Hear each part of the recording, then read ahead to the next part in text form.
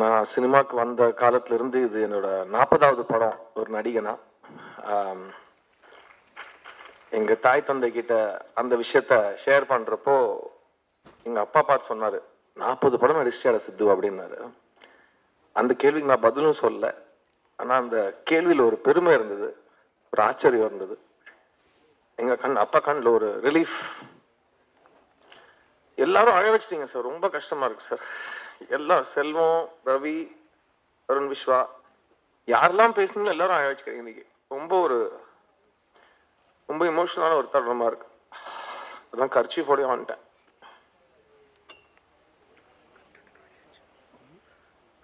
இந்த 40 படங்கள் அமைச்சு கொடுத்தது தாய் தந்தை.